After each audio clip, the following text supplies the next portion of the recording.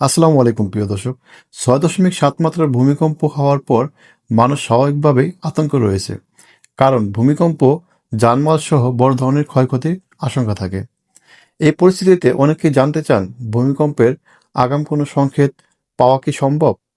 সম্প্রতি আমেরিকার একদল বিজ্ঞানী জানিয়েছেন মোবাইল ফোনের মাধ্যমে ভূকম্পনের আগাম সতর্কবার্তা পাওয়া যেতে পারে।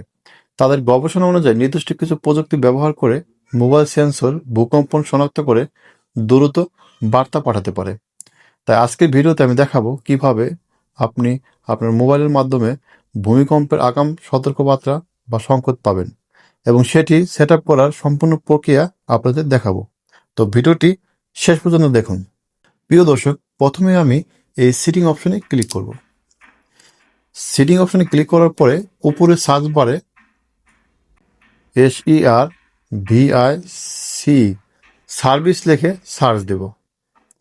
সার্চ দেওয়ার পরে একটু নিচের দিকে দেখব লোকেশন সার্ভিস। আমি এই লোকেশন সার্ভিস এই অপশনে ক্লিক করব।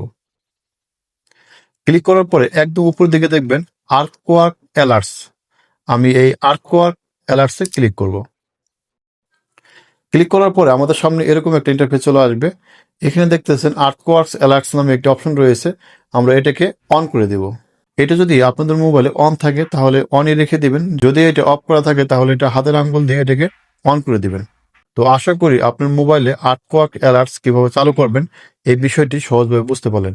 ভিডিওটি ভালো লাগলে লাইক, কমেন্ট এবং শেয়ার করতে ভুলবেন না। তো সকলে ভালো থাকেন, সুস্থ থাকেন। দেখা হবে পরবর্তী কোনো এক ভিডিওতে। আসসালামু আলাইকুম।